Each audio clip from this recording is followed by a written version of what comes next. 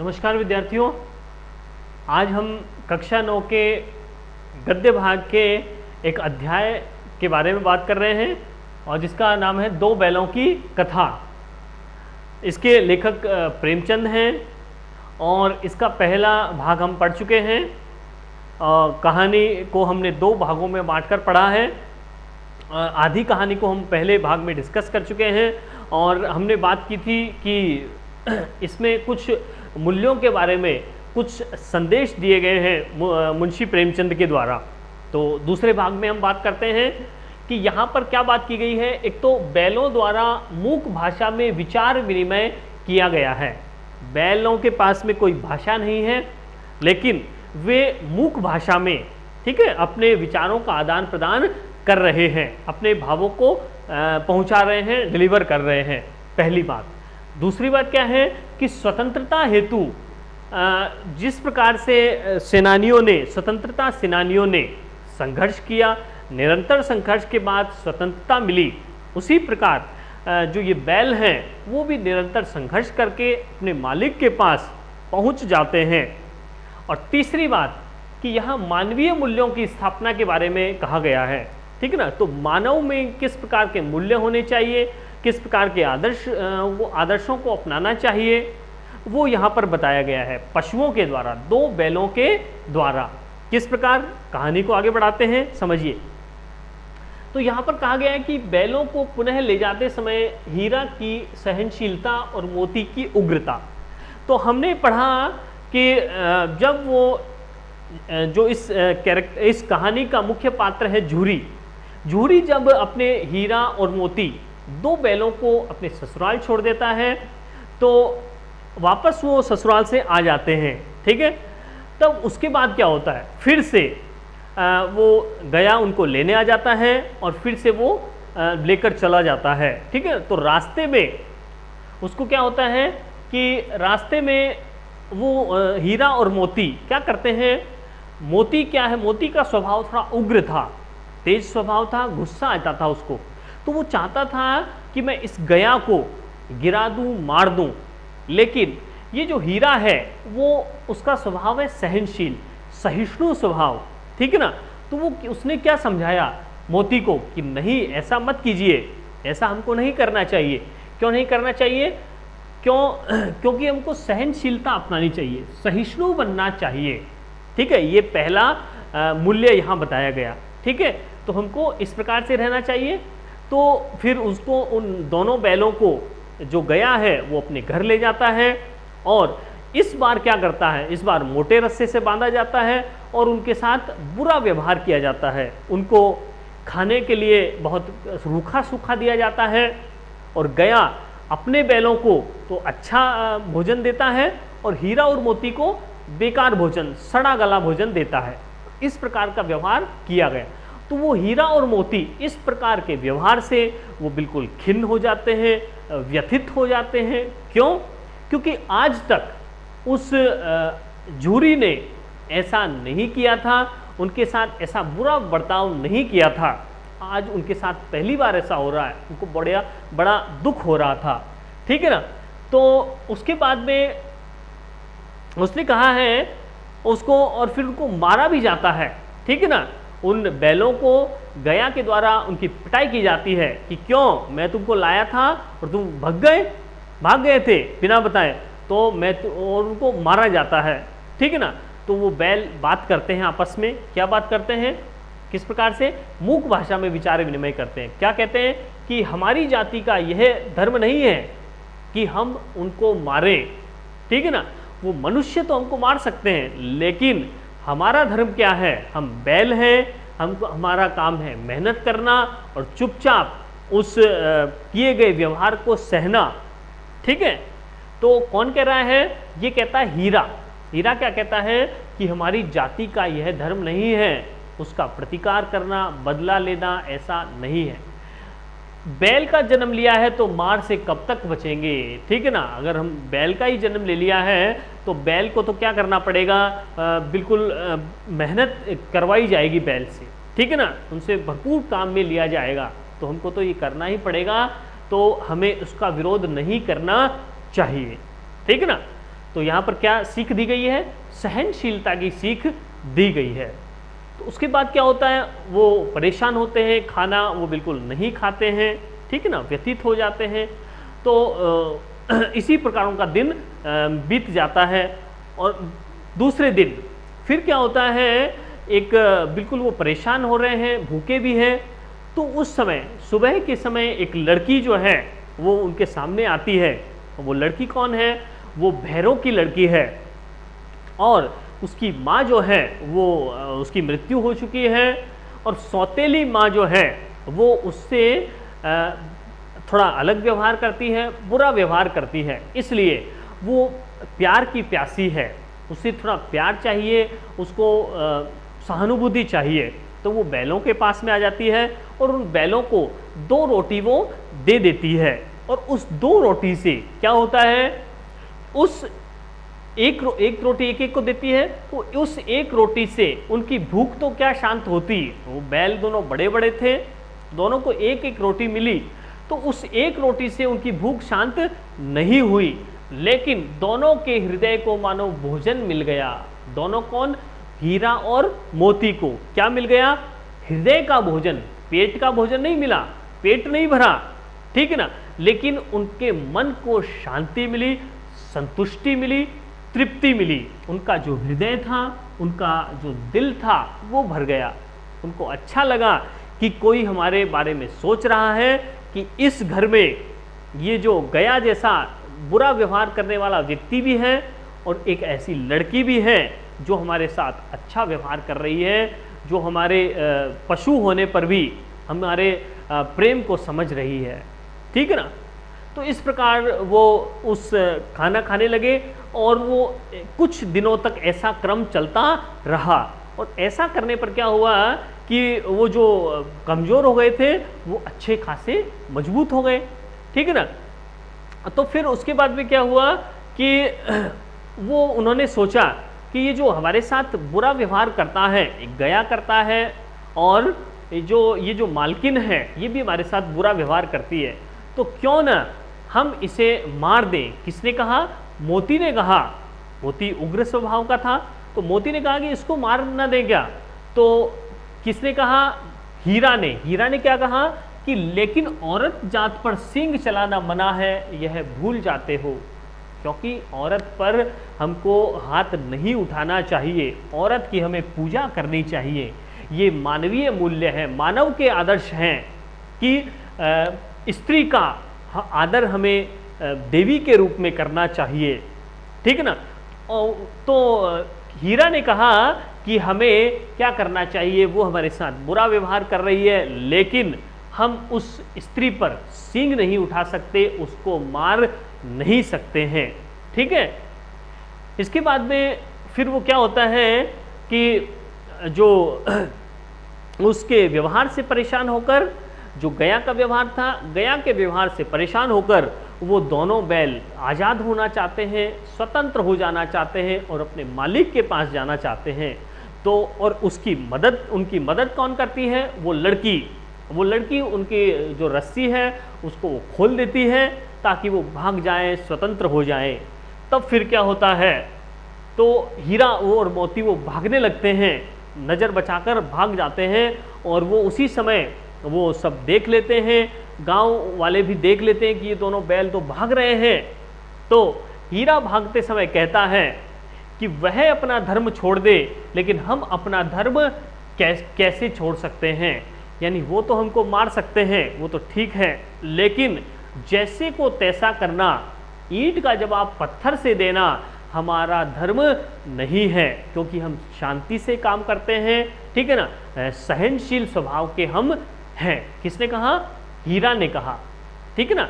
तो चाहे वो मनुष्य किसी भी प्रकार का हमसे आचरण करें, बुरा बर्ताव करे, रूखा सूखा हमको दे, लेकिन हम सदैव सहिष्णु रहेंगे, सहनशील रहेंगे, ठीक है ना। तो इस प्रकार वो क्या करते हैं, वहां से वो भाग निकलते हैं गया के घर से, ठीक है ना। तो फिर क्या होता है, ऐसा 2-3 बार क्रम चलता है कि वो हीरा और मोती गया के घर से भाग जाते हैं। 1-2 बार उनकी पिटाई भी होती है, ठीक है ना। लेकिन वो क्या करते हैं, एक बार जब वो भाग जाते हैं और भागते भागते क्या होते हैं, एक पहुंचते हैं रास्ते में, एक मटर का खेत उनको मिलता है।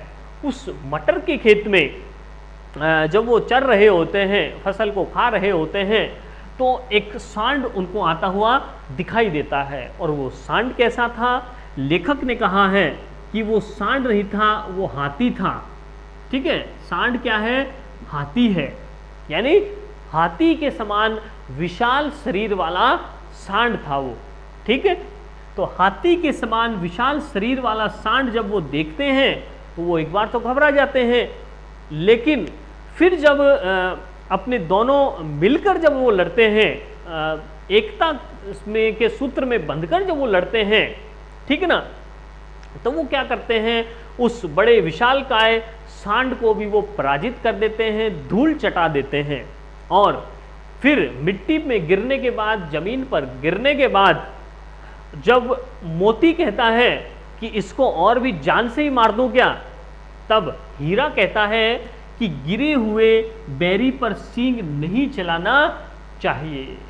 किस प्रकार, मनुष्य का भी यही धर्म होता है कि जो निशस्त्र हो, निरस्त्र हो, यानी जिसके पास कोई अस्त्र नहीं हो, तो उसमें क्या होना चाहिए, उस पर हमको वार नहीं करना चाहिए। वो तो कमजोर पहले से ही है, ठीक है ना, तो कमजोर व्यक्ति पर हमको क्या करना चाहिए, वार नहीं करना चाहिए। ये मनुष्य का धर्म है, ठीक है ना। तो हीरा भी कहता है कि उस गिरे हुए को और मत मारो, वो मर चुका है, अपनी सजा पा चुका है, ठीक है ना।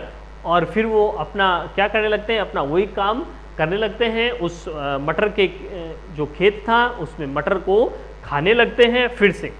तो फिर से वो मटर के खेत के मालिक आ जाते हैं, और मालिक जब वो देखते हैं उनको, तो उनको उनकी पिटाई होती है, क्योंकि उनकी फसल बर्बाद हो जाती है। और वो उनको क्या कर दिया जाता है, कांजी हाउस में बंद कर दिया जाता है।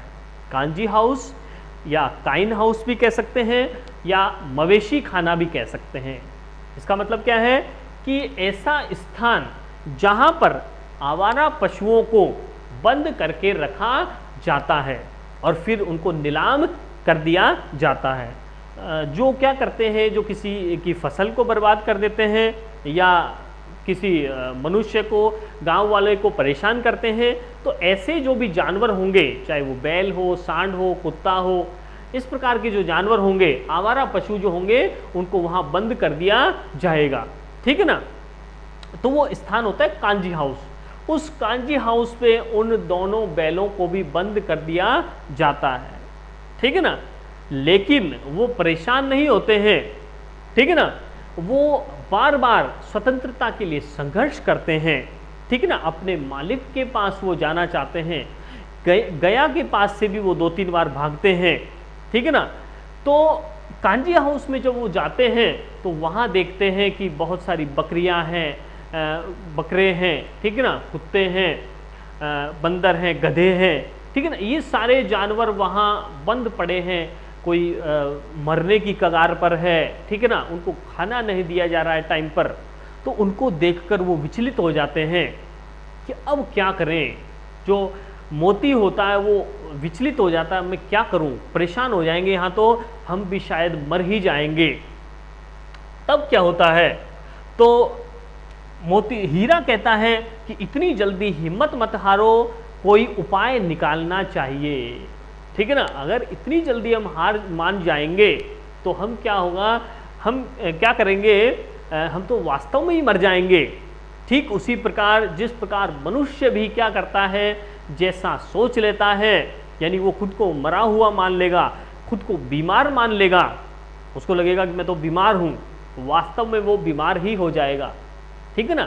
तो इस प्रकार से जिस प्रकार मनुष्यों में ये गुण होता है कि वो क्या करते हैं कि जल्दी से हार नहीं मानते हैं और आगे से आगे वो क्या करते हैं, कदम उठाते हैं, आगे से आगे वो बढ़ते हैं, विजय को प्राप्त करते हैं। उसी प्रकार वो कहता है, कौन, हीरा, कि हमें भी इतनी जल्दी हिम्मत नहीं हारनी चाहिए, हमें कोई उपाय निकालना चाहिए, कोई ना कोई ऐसी सूझबूझ के माध्यम से हम यहाँ से बाहर निकल सकते हैं, तो फिर वो क्या करता है,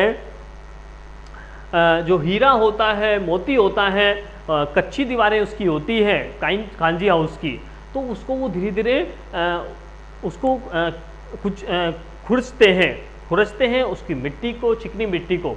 तो वो देखते हैं थोड़ा थोड़ा उसको उतारने पर एक मिट्टी का चिप्पड़ निकल जाता है, ठीक ना, मिट्टी उतर के गिरती है। तो उनमें एक उम्मीद जगती है कि हाँ कुछ हो सकता है, उस पूरी दीवार को भी गिराया जा सकता है।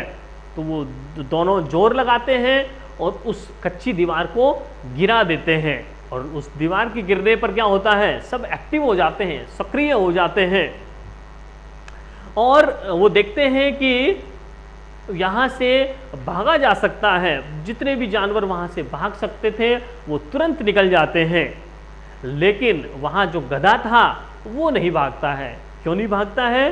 क्योंकि हमने गधे का स्वभाव हमने पढ़ लिया है, और बिल्कुल वो आलसी होता है, ठीक है ना, बिल्कुल वो कामचोर होता है, ठीक है ना, बिल्कुल वो पड़ा रहता है।